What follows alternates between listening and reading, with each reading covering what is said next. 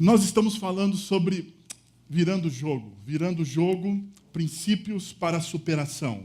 E é lógico, a gente está falando sobre virar o jogo, a gente falou sobre construir um plano, tenha confiança, tome a iniciativa e deixe-se revisar. Eu coloquei um jogador de futebol americano, porque o futebol no nosso país hoje em dia não é bom falar, né?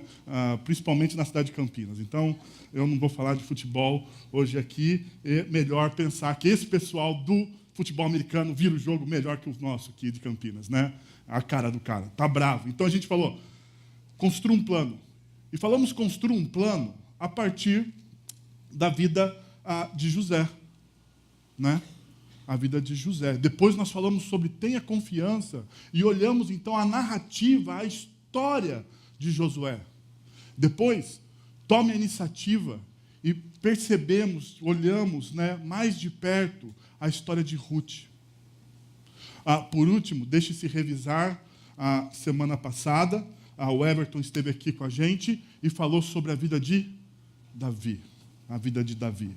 O quanto é importante a gente se deixar revisar. E hoje, nessa noite, eu vou falar sobre mantenha valores. Mantenha valores.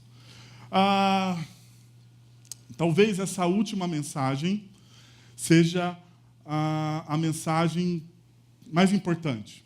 Mais importante. Porque se você não sabe, se você não consegue manter os seus valores, você não vai construir um plano, você não vai ter iniciativa, você não vai se deixar revisar, você não vai manter a sua confiança.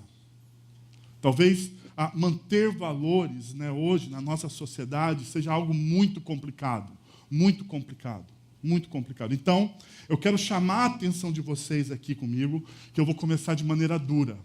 Porque a gente precisa entender o que está acontecendo na nossa sociedade contemporânea, na nossa cultura, para a gente não ser, sabe, como aqueles... eu não sei, sabe aqueles bois que vão para o matadouro? Não tem aquele tipo de curral que está todo mundo um atrás do outro, todo mundo está indo? Se você não tem a compreensão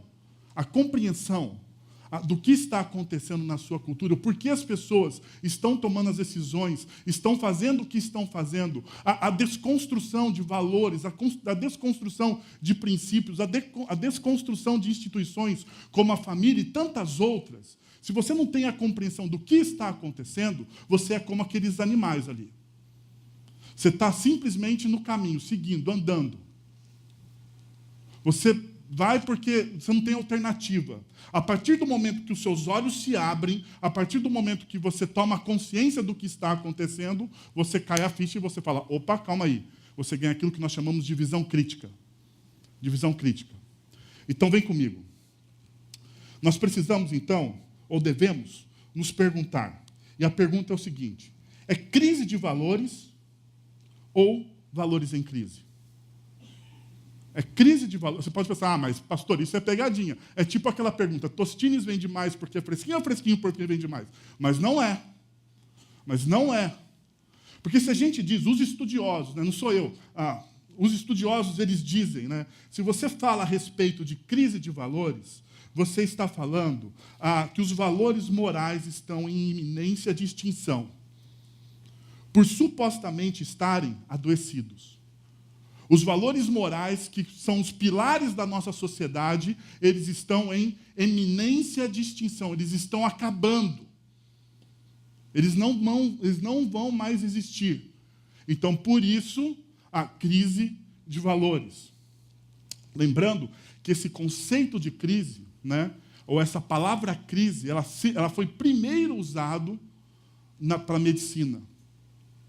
Ela foi primeiro usada para a medicina quando um doente, né, se encontrava em um estado crítico, quase que terminal, quase que final. Início do século XVIII, essa palavra era usada para descrever esse tipo de situação dentro da medicina. Nós emprestamos, então, a cultura empresta a palavra da medicina e coloca ela no vocabulário geral, e a gente usa, então, ela hoje para toda e qualquer determinada situação onde se tem problemas.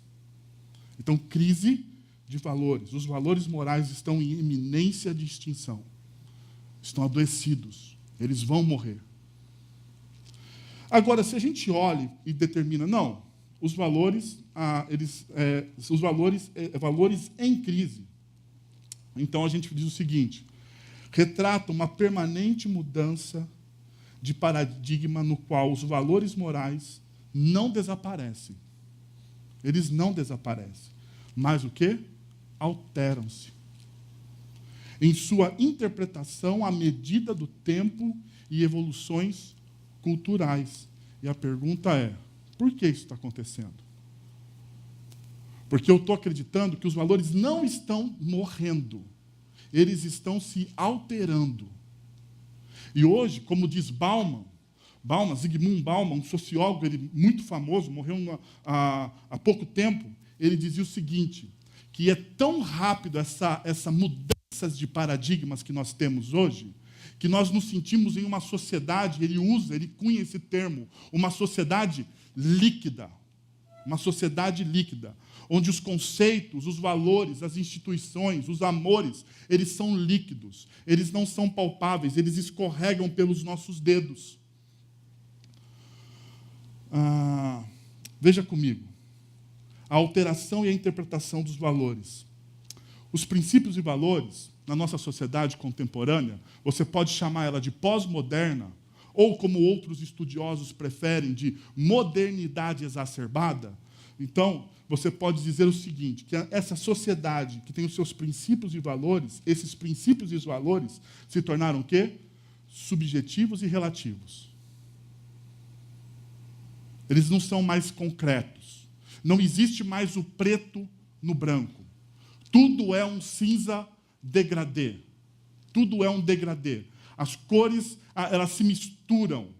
Você não tem mais determinadas casas ou cadeiras. Tudo é permitido. Não se tem limites claros. Subjetividade e relativismo. Com essa subjetividade e relativismo, a gente entende que tudo é circunstancial, então. Tudo depende o quê? Da sua perspectiva. Da sua perspectiva, da circunstância. Qual o momento em que você está? Qual o momento da sua vida? E esse momento da sua vida determina o quê? Quais são os seus princípios? Como que você vai, de maneira subjetiva e relativista, a construir os seus princípios? Esses princípios, então, eles se tornam o quê? Mutantes. Vai conforme as circunstâncias. Lógico que se tudo é circunstancial, então a sua ética ela vira o quê? Individualista. Ela não é mais coletiva. Ela não está aqui mais para promover o bem de todos ou da comunidade. A ética é minha. E se a minha ética é mais importante, é mais real, ela é a minha base, então o que importa sou eu. Pouco me importa quem está ao meu lado. Porque a minha ética primária é o quê? Me proteger. É ou não é? A minha ética primária é me proteger. Então, se ela é individual, ela não protege o outro. Somos ilhas. Somos ilhas. Então, os nossos valores eles são voláteis e inconsistentes. Sendo voláteis e inconsistentes, a gente entra numa descrença nihilista. Uma descrença nihilista. E essa descrença nihilista alimenta o quê? Os nossos princípios e valores. A gente está nisso. Você está olhando para a sociedade e você está falando assim, mas há 10 anos atrás, há 20 anos atrás não era assim. Nós não nos portávamos dessa maneira. O que aconteceu com o mundo? Descrença nihilista. Deixa eu mostrar para você como se caracteriza essa descrença nihilista. A principal característica é uma visão cética radical em relação às interpretações da realidade, que aniquila valores e convicções. É a desvalorização e a morte do sentido, a ausência de finalidade e de resposta ao porquê. Ou seja, você tem que aniquila valores e convicções. O porquê? Porque no niilismo o importante é o hoje, porque o amanhã não existe. O amanhã não existe. Quais são os filósofos que pensam assim? O principal precursor do niilismo é Nietzsche. É Nietzsche. Nietzsche, que há muito tempo está todo mundo olhando Dan Brown e falando, olha, como Dan Brown disse que Deus vai morrer, Deus vai deixar de existir. Nietzsche já disse isso há muito tempo atrás. Nietzsche já disse isso há muito tempo atrás. Há muito tempo atrás. A sociedade vai trocar Deus pela ciência. Só que existe mais um problema na nossa sociedade. Porque, de fato, nós trocamos Deus pela ciência e pela tecnologia, e a pergunta é, resolvemos o nosso problema? Resolvemos o nosso problema? Trocamos o Deus, a ética, a teologia precedia a ética. A teologia, ela construía a ética antigamente. Hoje, a ética, ela se constrói por si mesma. Porque houve uma separação das escolas. E com essa separação, a pergunta é, houve resultado positivo para a nossa sociedade? Nós somos uma sociedade mais evoluída, não existe tantos assassinatos, não existe mais guerra, não existe mais pobreza, não existe mais pessoas com fome, não existe mais misérias? Parece que não. Parece que a cada dia a nossa medicina descobre uma doença nova, a gente tem medo hoje. Eu gosto de documentários. Eu gosto de assistir. Quando eu assisto televisão, eu assisto Discovery. Não sei se você é como eu. Né? Discovery. Tem aqueles documentários. Daí, as novas bactérias. Está lá. Né? As novas doenças do século XXI. Eu assisto todo esse negócio. Daí eu fico tudo pirado. Né? Porque você olha aquele negócio e fala, meu Deus do céu. Mas a verdade é o seguinte. Quanto mais tempo a gente passa e a tecnologia aumenta, a gente descobre que a gente está perdido. Que a gente não tem uma solução, a gente não encontrou uma solução para o nosso maior dilema, que é a morte. Então o niilista, ele olha e fala assim, só existe o hoje. Se você não aproveitar o hoje, o amanhã não vai ter. Esse é o problema. Por quê? Porque essa ética niilista, ela tem os seus sintomas.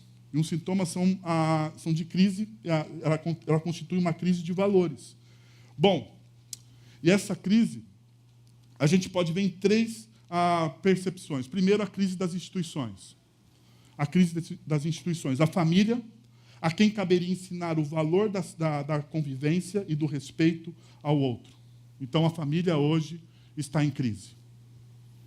A família não é chamada de família, a família não é mais uma família, a família se torna mosaico, a família se torna X, se torna Y, a família está fragmentada. Porque o importante é o que eu penso. Lembra? A ética individualista? Porque se você for olhar um tempo atrás, quando as famílias eram mais sólidas, a ética da família era o quê? Coletiva.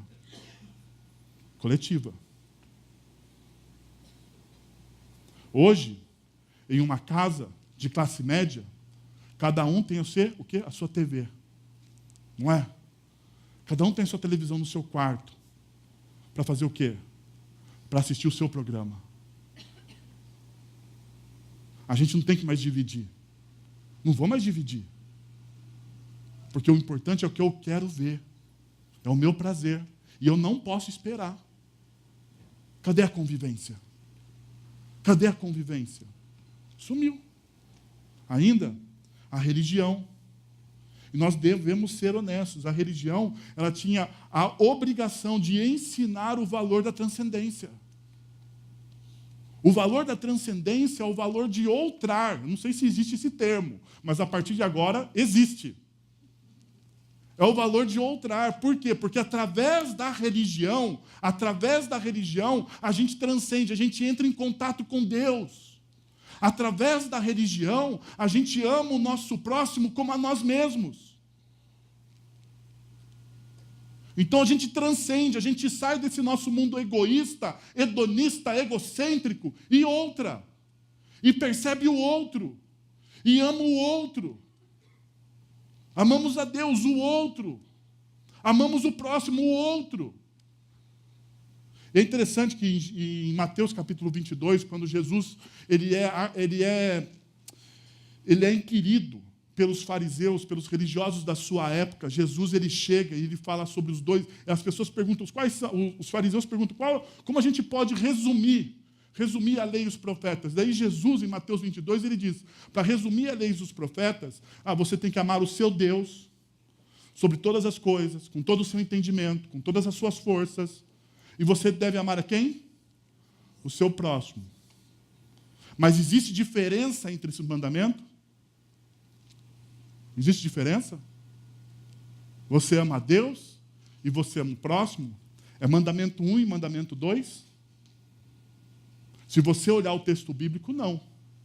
Porque o texto bíblico, quando Jesus está explicando isso, ele diz, ama teu Deus, e mandamento igual, ou algumas outras traduções dizem, semelhante a este é, ama o teu próximo. Então não existe o quê? Mandamento 1 e mandamento 2. A religião devia ensinar isso. Aproximar as pessoas. Outrar. E daí o Estado. Zelar pelos valores cívicos.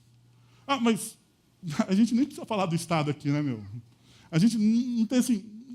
O judiciário, o executivo, o legislativo, me desculpe. Está falido. Não tem nem por que a gente gastar tempo falando da falência moral dos nossos poderes. A gente nem precisa, a gente sabe, basta você abrir os jornais, basta você ler um pouco dos portais de notícias da internet, você vai ver que está tudo falido, que a gente está em uma grande crise moral dentro do nosso Estado. Aqueles que eram para zelar pelos valores cívicos, não zelam mais. Eles zelam pelo quê? Pelo seu próprio umbigo. Pelo seu próprio eu. O poder é meu e vai me beneficiar. É isso que eles pensam. Então, os três estão flagrantemente falhando em seus papéis. Mas um outro problema é a crise da identidade. A crise da identidade dá ao homem a sensação de poder fazer qualquer coisa, sem, no entanto, dotá-lo do senso crítico indispensável às suas escolhas. Está tudo liberado. Cinza degradê. Faço o que eu quero. Mas o problema é a gente fazer uma pergunta. O que vou fazer com aquilo que fizeram de mim? O que eu vou fazer com isso que estão fazendo de mim? A liberdade pregada pelos contras-valores, na verdade, leva a uma escravidão. Não leva a uma liberdade, porque você se torna escravo dos seus próprios desejos, das suas próprias vontades, e você então não tem força para dizer não. Porque a liberdade, a palavra que te diz, a palavra que te mostra que você é livre é o não. O não te dá a percepção de que você é livre. Eu não vou fazer. Eu vou abrir mão disso. E daí eu não sou dominado pelos meus desejos ou pelas minhas vontades e eu me torno livre. Mas não. A crise de identidade nos empurra para o sim constante e nos leva à escravidão. A dependência ao desespero. O homem, então, perdeu a sua identidade. Ele não sabe quem é, o que quer e para onde ele vai. Não sabe. E a crise de significado. A crise de significado ou de sentido. Qual o sentido da vida? Qual o sentido da história? Qual o sentido das coisas? A cultura do descartável não pode claramente oferecer a resposta à crise do sentido da existência. Porque o sentido da vida não está naquilo que nos escapa. O sentido da vida está nas raízes que nós plantamos. A sua vida ganha sentido quando você permanece. Quando você tem um lugar sólido para florescer a sua vida. O fato de permanecer em uma relação, o fato de permanecer em uma vocação, o fato de construir um sonho te dá sentido. Agora, o grande problema na nossa sociedade é que nós não temos chão, nós não temos alicerce para construir as coisas.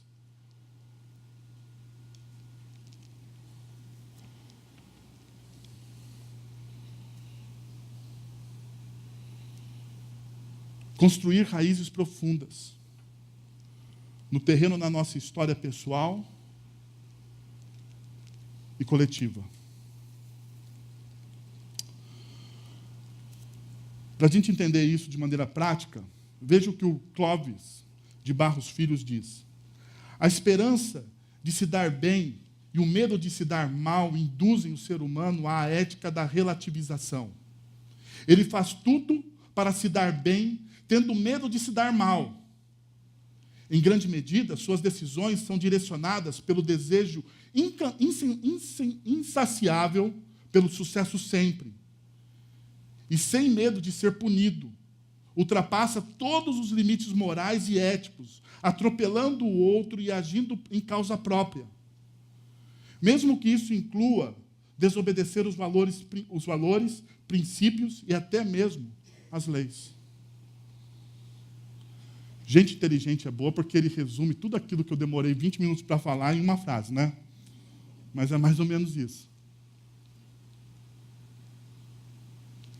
As pessoas não têm mais lei.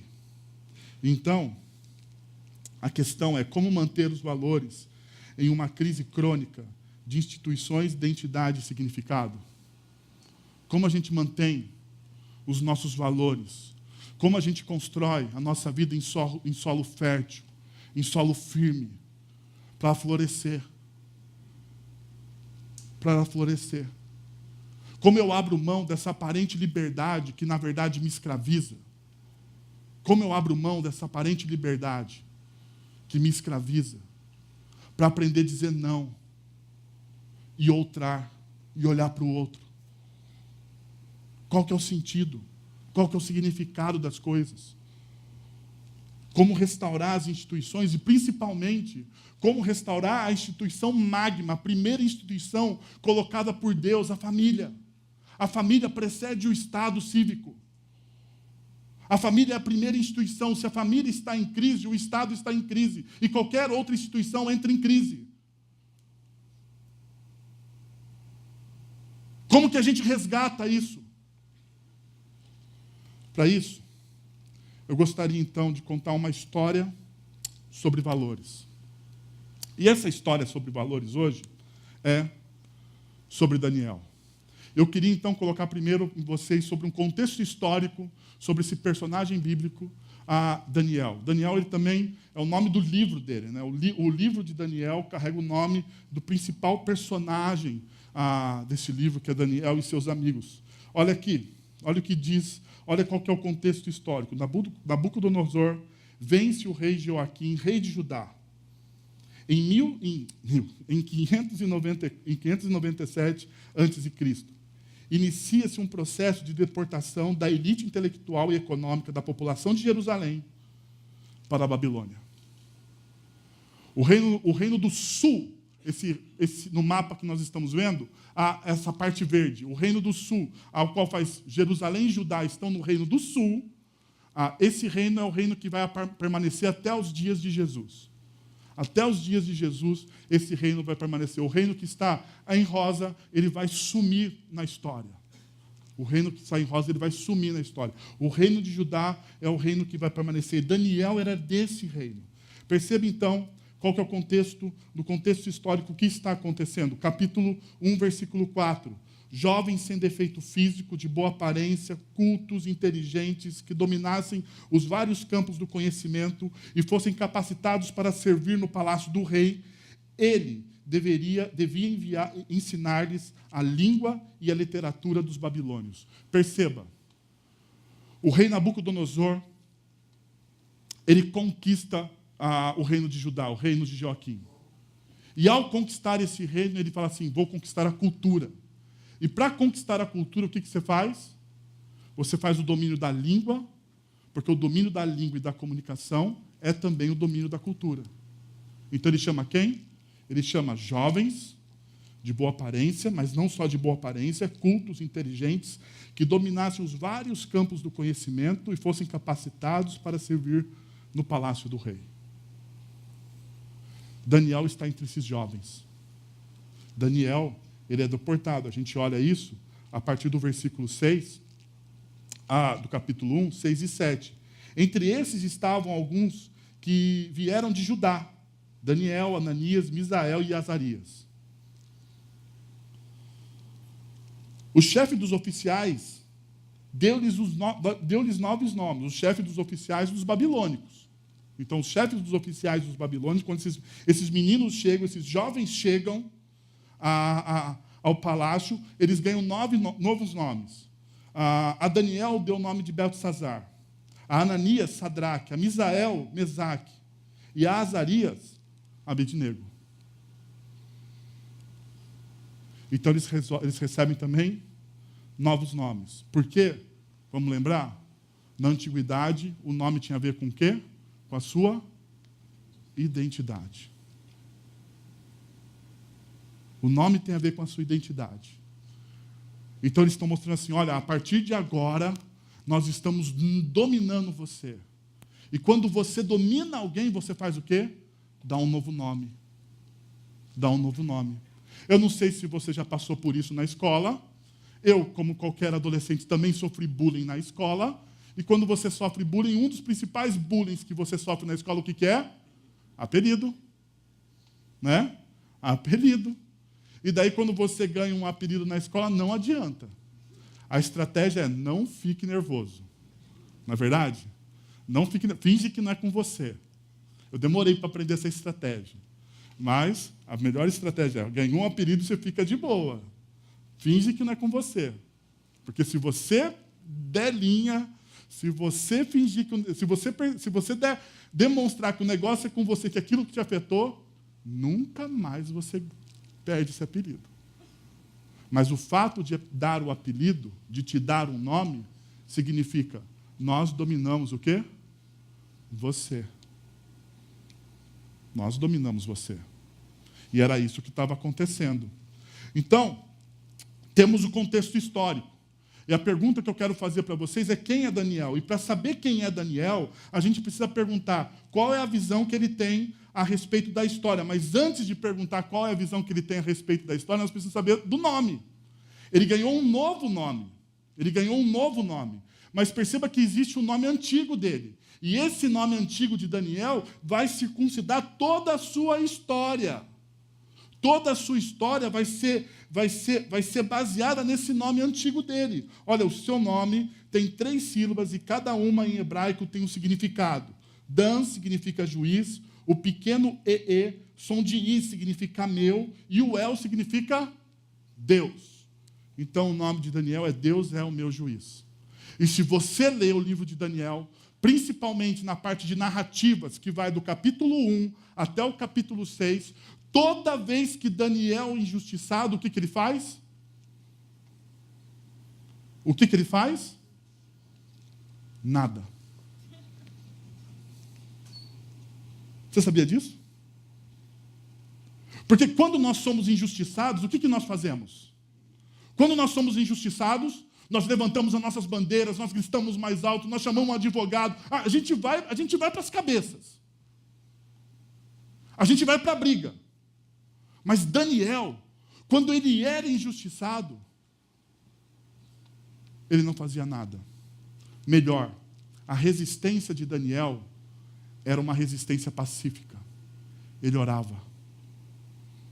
Ele orava. Sabe por que ele orava? Porque Deus é o meu juiz. Eu não preciso fazer nada. Eu não preciso me defender. Eu não preciso levantar a bandeira. Eu não preciso falar da minha honestidade. Eu não preciso falar dos meus sentimentos. Eu não preciso falar quem de fato eu sou. Porque quem de fato eu sou, aquele que governa os céus e a terra, sabe quem eu sou.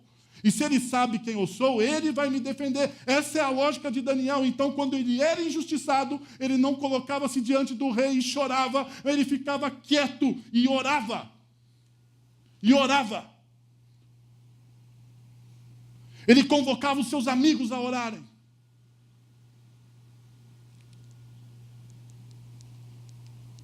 Porque Deus é o meu juiz. Deixa eu te fazer uma pergunta. Quando você é injustiçado, quando você passa por um processo doloso, de calúnia, de difamação, maldade, maldade pura, sabe? Você não merecia aquilo. Qual é a sua primeira atitude? Qual é a sua primeira atitude? Ira? Raiva? Violência? Vingança? Se você é bom como eu, se você tem um coração puro como o meu, a primeira coisa que eu penso é: como eu vou tornar a vida dessa pessoa um inferno? Mas eu sei que você não é assim. Eu sei que você é como Daniel. A primeira coisa que você faz é: Senhor, por favor. O Senhor sabe, o Senhor me conhece, o Senhor tem a plena consciência de todos os fatos, nada está oculto diante do Senhor. E se o Senhor conhece todas as coisas e nada está oculto diante do Senhor, venha ao meu auxílio, faça a sua justiça, levanta as pessoas, transforma a situação, porque o Senhor é o meu juiz. Eu sei que você faz isso antes de se irar. Eu sei, a primeira estratégia que você usa é essa. Bom, qual é a visão que Daniel tem da história? Então, Daniel ele tem a seguinte visão, a visão da história. Perceba, capítulo 1, versículos de 1 e 2. No terceiro ano do reinado de Jeoaquim, rei de Judá, Nabucodonosor, rei da Babilônia, veio a Jerusalém e o sitiou. O Senhor entregou Jeoaquim, rei de Judá, nas suas mãos. Como Daniel está lendo a sua história? Houve uma desgraça nacional. Um país está sitiado. Um país perde uma guerra, uma batalha. E esse país que perde uma guerra, essa batalha, vai se tornar escravo do outro país, da outra nação. Uma desgraça. Vai perder a sua identidade, vai perder o seu culto, vai perder tudo.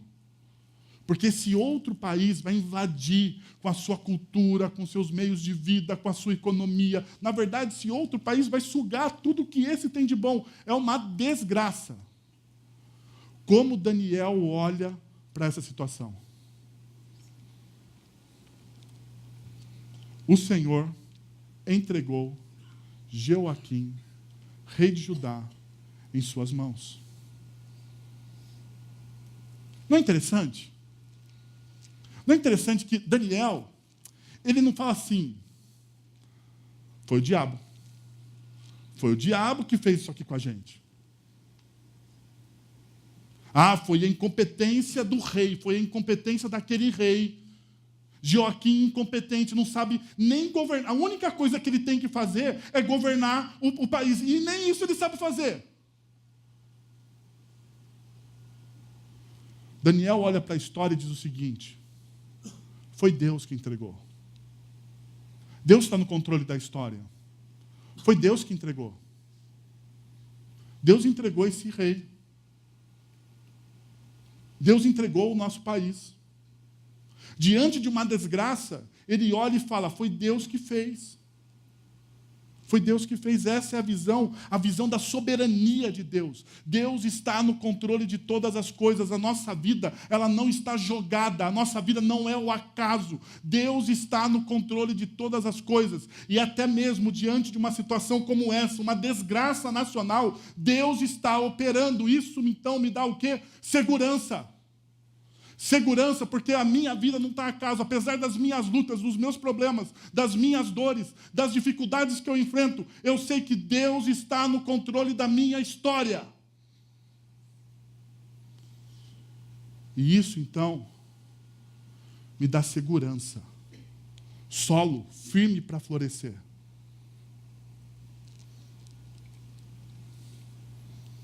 Ainda, na oração, perceba, ele muda as épocas e estações, destrona reis e o quê? E os estabelece. Deus está fazendo todas as coisas. Não é o poder econômico, não é o poder político, Não são os juízes do Supremo Tribunal Federal, não é a Câmara de Deputados, não é o executivo do nosso país, não é a prefeitura da nossa cidade, não é a Câmara de Vereadores da nossa cidade, não tem nada a ver com eles. Eles são apenas peças também no tabuleiro. Existe alguém fazendo algo na história. Deus está no controle de todas as coisas. Daí você fala assim, pastor, mas Daniel está falando isso no livro dele, no diário dele. Ele falou isso na oração dele, capítulo 2, versículo 21, é uma oração. O capítulo 1 é o início do seu livro, então ele está escrevendo a sua história e ele está falando, então, até eu faço isso em casa. Até eu. Mas olha o que ele fala para o rei, capítulo 5, de 18 a 19. Diz o seguinte, ó rei, foi a Nabucodonosor, teu predecessor, que o Deus Altíssimo deu soberania, grandeza, glória e majestade. Quem dá grandeza, soberania, glória e majestade? Deus. Devido à alta posição que Deus lhe concedeu, homens de todas as nações. Aqui, perceba, tudo aqui foi Deus que deu. Deus, ele concede todas as coisas. A visão que Daniel tem da história é que Deus está no controle da história. E ele fala isso, sabe para quem? Para o rei. Vem comigo. Vamos lembrar. O rei pagão naquela época, ele era considerado um Deus. E daí, se Daniel falar isso para o rei, ele poderia morrer. Mas ele tem convicção do que ele está falando da história. Ele tem as suas convicções guiam os seus atos. Ele tem os seus valores, e os seus valores são perenes, são firmes. Mas uma outra coisa que a gente tem que perguntar é qual que é a visão de Daniel acerca dele mesmo? Qual a visão de Daniel acerca dele mesmo? E daí a gente percebe em uma oração qual que é a visão que ele tem acerca dele mesmo. Porque se você lê, e você deve ler, Daniel, de capítulo 1 até o capítulo 6, que são as narrativas, os feitos, porque do capítulo 7 até o final do livro são os ditos proféticos. Daí ele não tem as histórias, tem os ditos proféticos, aquilo que nós chamamos de ditos apocalípticos. Mas do capítulo 1 até o capítulo 6 são os feitos, o que está acontecendo. As pessoas estão falando e estão se dialogando. Nesse momento, nessas narrativas, Daniel, ele é conhecido como um jovem, como um homem, como alguém que é íntegro, como alguém elogiado, não pelos seus amigos. O Daniel é elogiado pelos reis babilônicos. Daniel é elogiado pelos reis babilônicos. No capítulo 5, o rei tem uma visão, e a rainha da Babilônia chega para o rei e fala assim, olha, os magos não estão conseguindo decifrar a sua visão, mas tem um cara aqui que serviu ao seu pai, chamado Daniel, e esse cara ele tem um espírito excelente. Ele é diferenciado. Perceba, a rainha da Babilônia. A rainha da Babilônia diz isso a respeito dele. Ele podia se encher. Porque, afinal de contas, se você pensar comigo, Daniel é o quê? É um exilado. É um exilado em um outro país, com uma outra língua. Ele seria discriminado, ele foi lá para ser dominado. E ele consegue, então, projeção. Ele consegue, então, projeção política. Ele sobe aos mais altos graus da hierarquia política da Babilônia. Como que é alguém assim? Como que é alguém que é muito elogiado?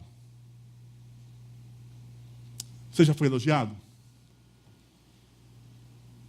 Fala para mim. Você já foi elogiado? Hã? E como você se sentiu? Como você se sentiu? A última bolachinha do pacote. Não é verdade? A pessoa te fez... Eu sei, você não sente, assim, você tem uma visão clara de você mesmo, né? Mas eu vou confessar para vocês, eu tenho que falar isso, né? Vou confessar os meus pecados aqui. Quando eu sou elogiado, eu falo assim, poxa, Deus me fez tão bom.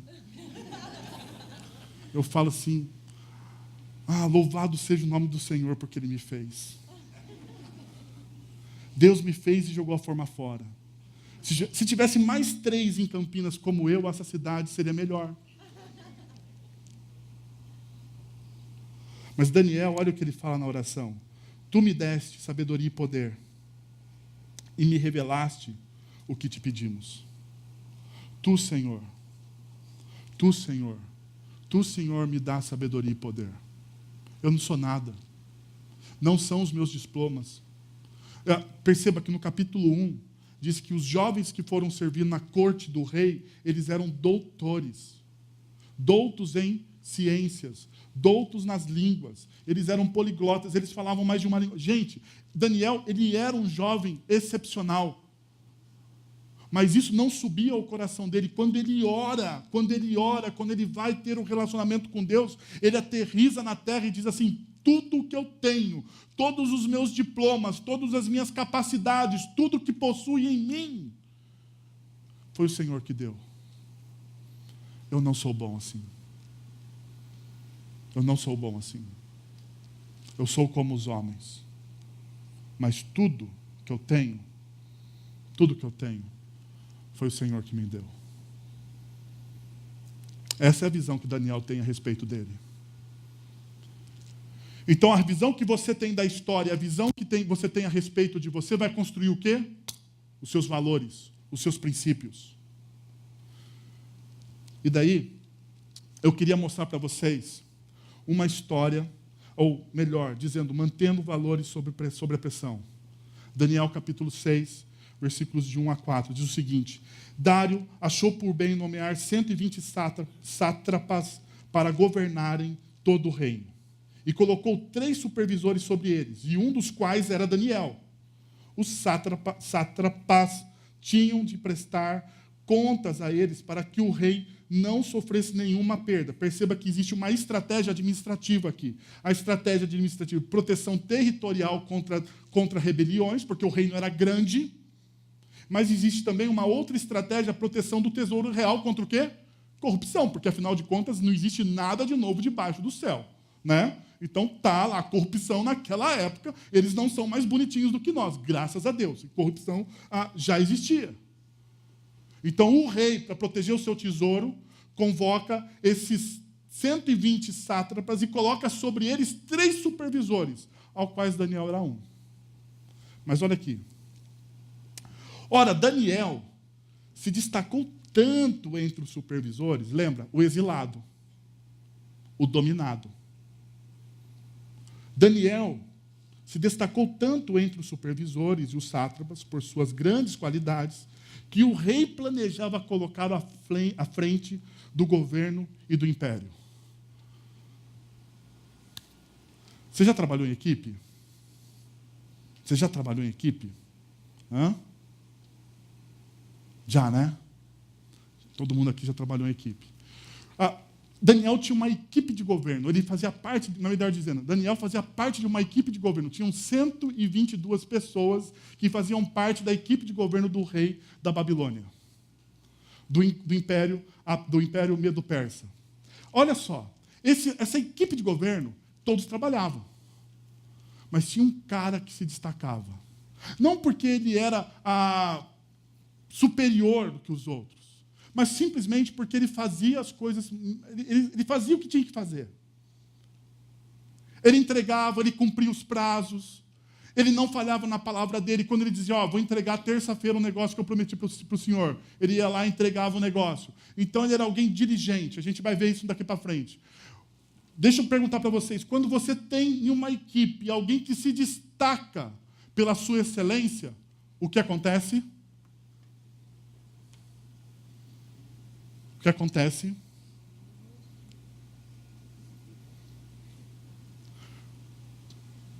Eu sei. Vocês olham para essa pessoa e dizem assim, poxa, eu tenho que imitar essa pessoa. Ele está fazendo tão bem. Ele vai ser agora assim, a minha inspiração para eu fazer como ele, para eu também me destacar. É assim que você faz? Porque não é assim que eu faço. Eu vou falar como eu faço, porque de repente você se identifica, né, ou você me julga como um pecador. Daí tudo bem. Eu falo assim, miserável. Miserável. Miserável. Por que eu não pensei nisso antes? Que chato. Caxias. Ele é muito chato, cara. Ele é muito Caxias. Vamos isolar esse cara. Ninguém fala com ele mais. Se ele pedir alguma coisa, a gente só nega. Informação. Eu sei, né? Isso não acontece no meio de trabalho de vocês, na empresa, nos lugares onde vocês trabalham. Só acontece... Não, eu sei. Então, ok. Vamos lá. Né? Diante disso, os supervisores e os sátrapas procuraram motivos para acusar Daniel em sua administração. Agora, pensa, olha comigo. Governamental. Mas nada, o quê? Conseguiram. Eles tentaram, eles lutaram, eles buscaram, eles falaram assim, poxa, vamos encontrar alguma coisa para acusar esse Daniel, mas eles não encontraram nada. Nada. Por quê? Primeiro, Daniel tinha caráter. Versículo 4 do capítulo 6. Não puderam achar falta alguma nele, pois ele era fiel, não era desonesto e nem negligente. Ele era fiel, não era desonesto e nem negligente. Ele tinha postura coerente, ou seja, ele tinha fidelidade. Fidelidade ao trabalho dele. Fidelidade ao patrão dele. Porque a fidelidade ao trabalho dele, fidelidade àquilo que ele tinha que fazer, como ele tinha que fazer, e fidelidade às coisas, a postura dele, demonstrava a paixão que ele tinha por Deus também. Testemunhavam a respeito de quem ele era, de qual era a sua identidade. Porque aquilo que eu faço testemunha qual é a minha identidade, é o meu caráter. Então, fidelidade. Honestidade. Ele não tinha vergonha de ser honesto. Eu sei, hoje no nosso país dá vergonha de ser honesto. Não dá? Dá vergonha. Você vai falar sobre imposto de renda em algumas rodas de amigo, dá vergonha de falar que você paga o imposto de renda direitinho. Porque todo mundo tem um jeito de sonegar o imposto, mas você fala assim, não, eu não sonego, eu pago. E as pessoas olham para você como? Mas você é um imbecil, você paga. É assim. Mas ele era honesto. Ele é honesto.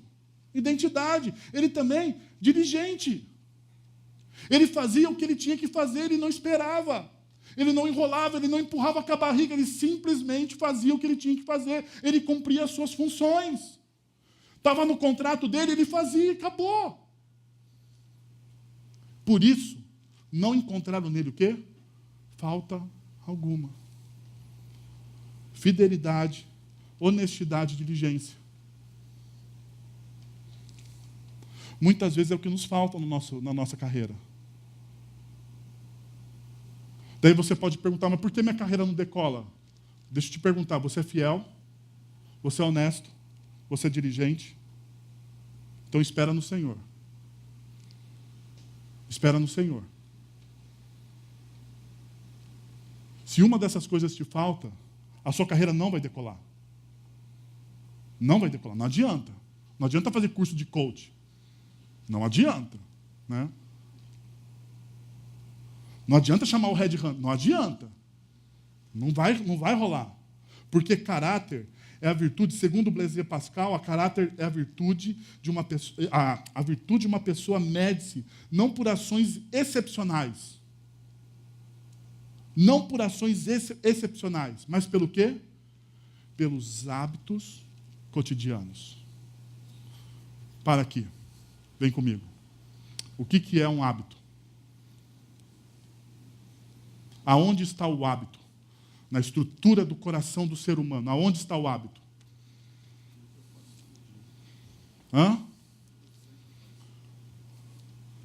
Deixa eu definir para vocês aqui de uma maneira que eu achei bonita. É a inércia do ser. Bonito? Não, né? Tá bom. Vamos lá. Por que eu digo que é a inércia do ser? Porque você não precisa fazer força. É o seu hábito. Você faz porque você é aquilo. Tudo o que você precisa fazer força, ele ainda não é um hábito na sua vida. Você pode construir hábitos, eu acredito nisso. Você pode melhorar hábitos. Mas se você vai construir algo, fazer algo melhor na sua vida, vai te exigir o quê? Força. Força. Não é um hábito. Porque o hábito você não pensa. Você não pensa, simplesmente você vai fazendo. E Daniel, ele tinha os hábitos, as virtudes de uma pessoa. Você não mede-se pelas ações excepcionais, pelas ações da fora da curva, uma bondade excepcional que alguém fez. Você não mede uma pessoa se ela é boa por isso. Você mede pela pessoa, ao quê? Pelas coisas ordinárias que ela faz. Fidelidade, honestidade, diligência. São coisas extraordinárias? Não, são coisas ordinárias.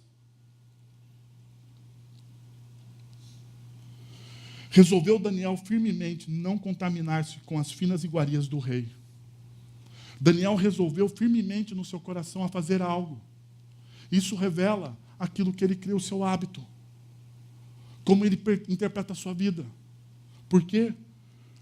Porque o caráter é determinado pela soma dos seus hábitos mais ordinários. Lembre-se, o seu caráter é determinado pela soma dos seus hábitos mais ordinários. Segundo, quando Daniel soube que o decreto do rei tinha sido publicado, foi para casa, para o seu quarto, no andar de cima, onde as janelas davam para Jerusalém. 3 vezes por dia ele se ajoelhava e orava, agradecendo ao seu Deus, como costumava fazer. Havia um decreto. Deixa eu voltar um pouco aqui à história. Daniel, ele é fiel. Daniel, ele é diligente. Daniel, ele tá fazendo o seu trabalho como se deve fazer. Então, os amigos, a equipe de governo do rei, fica com o quê? Com inveja, com ciúmes de Daniel. E eles falam, vamos pegar esse Daniel em algum lugar. Eles não encontram nada. Daí eles chegam para o rei e falam assim, rei, você é muito legal. Você é muito bom. Rei, que tal nos próximos dias, nos próximos 30 dias, ninguém orar para nenhuma outra divindade. Ninguém vai orar para nenhuma outra divindade. Pensa só, rei, todo mundo nos próximos 30 dias lembrando só de você. De como você é um rei excelente, de como você é legal, de como você governa bem o nosso povo, das conquistas. E eles devem só orar por você. Então faz um decreto. Coloca lá o seu anel. Porque quando você coloca o seu anel em um decreto, ele é irrevogável. Na nossa lei, na lei dos medos e dos persas. Ele se torna irrevogável. Tornando-se irrevogável, quem não cumprir esse decreto faz o quê? Morre. Um rei olhou para isso e falou o quê? Legal. Marketing político. Todo mundo lembrar de mim nos próximos 30 dias, da minha bondade, da minha beleza, de como eu sou legal para esse povo. Vou fazer isso. Ele faz o decreto. Acabou esse decreto, vem esse texto.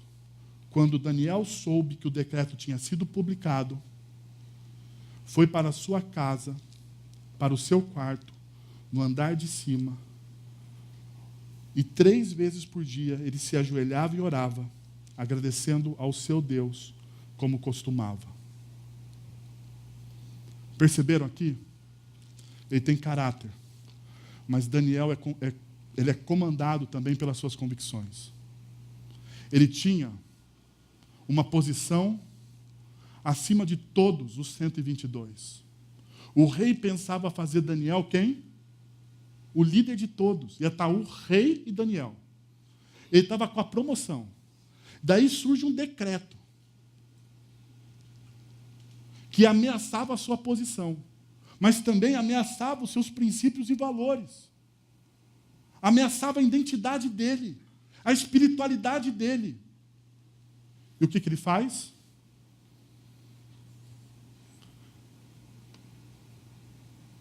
Ele vai e ora. E ele não faz algumas coisas que a gente faz, que é a racionalização. Porque a gente faz isso, né? A gente olha e fala assim, opa, minha influência seria tão boa se mantivesse essa posição, então eu não vou mais orar. 30 dias, só 30 dias. Senhor, 30 dias sem orar, afinal de contas, você vai continuar sendo Deus. Não é verdade? Vamos negociar aqui. Porque, afinal de contas, eu posso fazer coisas boas por causa da minha posição. Ainda, eu posso fazer mais por Deus vivo do que morto. Deus, olha, 30 dias eu não vou orar, mas assim, saiba de uma coisa, é melhor eu vivo aqui. Racionalização. Ou a gente diz, são apenas 30 dias, então eu posso orar novamente. São apenas 30 dias. Depois eu vou voltar a orar. Eu vou voltar a orar na minha casa normalmente. Ou, isso aqui é legalismo. Orar 3 vezes ao dia, com a janela para Jerusalém, reconhecendo de onde vem o socorro. Isso é legalismo. Isso é legalismo. Um pecado pior do que o legalismo, um pecado pior do que a conveniência. Então vamos fazer o seguinte, vamos deixar de orar, porque afinal de contas, eu não sou legalista. Vamos fazer o seguinte, melhor, vamos orar aqui por dentro, né? A gente ora por dentro. Eu oro na minha mente, eu oro enquanto eu vou para o meu gabinete, eu faço concessões. A questão aqui é, você faz concessões a respeito das suas convicções? Você faz? Por quê? Porque as convicções, uma convicção não é uma opinião. Uma convicção não é uma opinião. Uma opinião é algo que você pode discutir. Uma convicção é algo pelo qual você morre. Se você tem convicção de algo, você morre por aquilo. Você não negocia aquilo. O problema é que na nossa sociedade pós-moderna nós perdemos as nossas convicções e nós deixamos, então, de morrer por aquilo que nós acreditamos. O problema da igreja brasileira não é a sua teologia, não é o conhecimento a respeito de Deus, não é que se Deus está atuando na história ou não. O problema é que nós perdemos as nossas convicções. Nós deixamos de morrer na história por aquilo que nós acreditamos. Nós preferimos o nosso conforto da classe média do que o nosso desconforto de ir e pregar o evangelho. É simples. É simples. Nós não morremos mais pelas nossas convicções. O nosso maior pecado é a conveniência. Se é conveniente, eu faço. Muitas vezes, não se sinta ofendido. Muitas vezes alguém vem perguntar para mim, pastor, eu quero servir. Daí você fala, ok. Você quer servir? Aonde você quer servir? Porque a gente abre, né? Né, Silas? Aonde você quer servir? Daí a pessoa fala assim, olha, aonde não dá muito trabalho.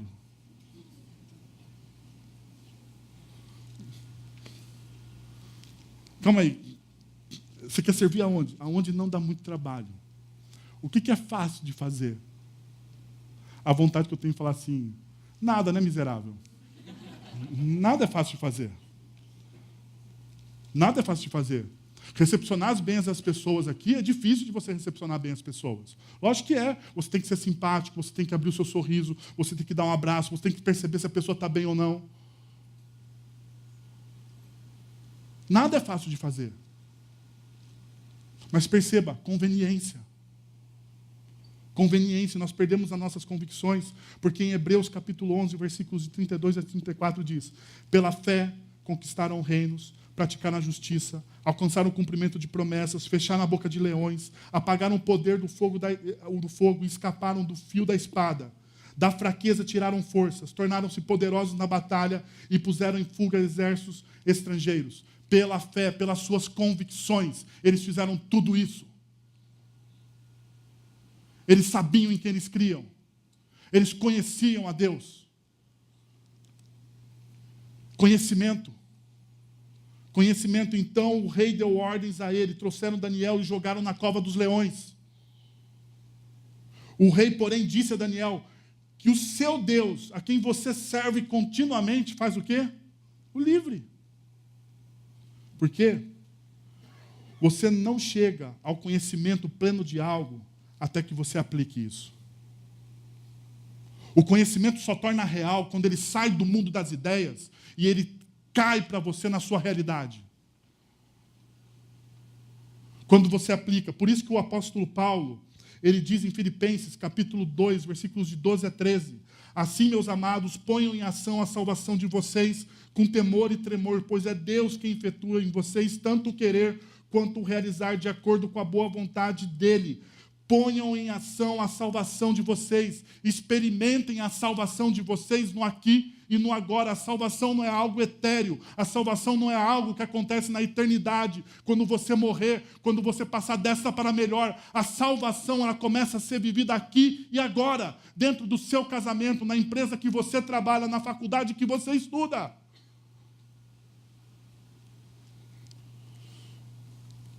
Por isso que Jesus, em Mateus capítulo 22, versículo 29, diz o seguinte: vocês estão enganados, porque não conhecem as Escrituras e nem o poder de Deus. Vocês se enganam, vocês pecam, vocês erram. Sabe por quê? Por falta de conhecimento das Escrituras. Mas não é só conhecimento das Escrituras, perceba. Existe o conhecimento das Escrituras, mas existe também o poder de Deus. O poder de Deus.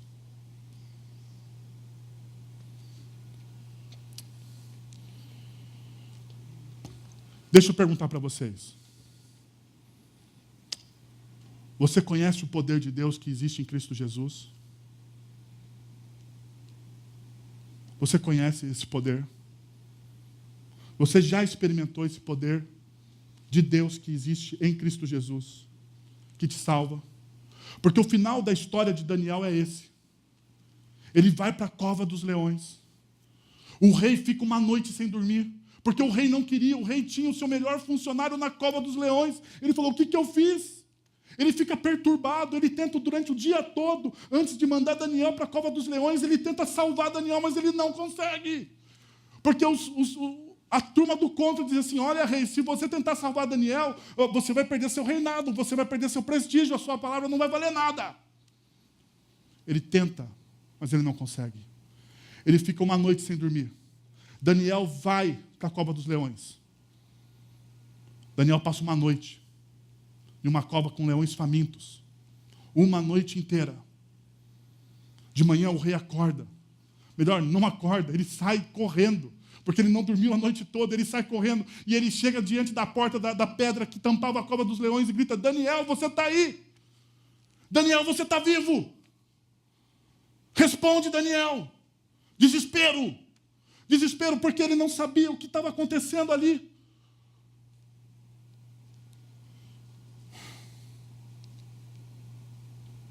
Daniel grita de dentro: ó rei, ó rei, o meu Deus me livrou do poder dos leões. O meu Deus me livrou do poder dos leões. Eu me achei justo diante de Deus. E Ele me salvou. Ele enviou o quê? O seu anjo. Deixa eu te perguntar uma coisa. Para finalizar. Você conhece o poder de Deus? Você traz esse poder de Deus não só para a mente, sim, não só para a sua mente. Não só no mundo das suas ideias. Você acha que, que o cristianismo é uma filosofia cristã. É uma filosofia mais uma filosofia. É uma filosofia de vida. O cristianismo não é uma filosofia de vida. O cristianismo, em Cristo Jesus, é um meio de salvação. É um meio de salvação agora. Porque Jesus, ele diz assim que ele foi enviado pelo Pai. Deus tanto amou o mundo que deu o seu Filho unigênito para que todo aquele que nele crer não pereça. E o verbo perecer ali de João capítulo 3, versículo 16, ele está no presente. Não pereça hoje. Hoje, agora. Porque a salvação não é algo etéreo. A salvação é real em Cristo Jesus.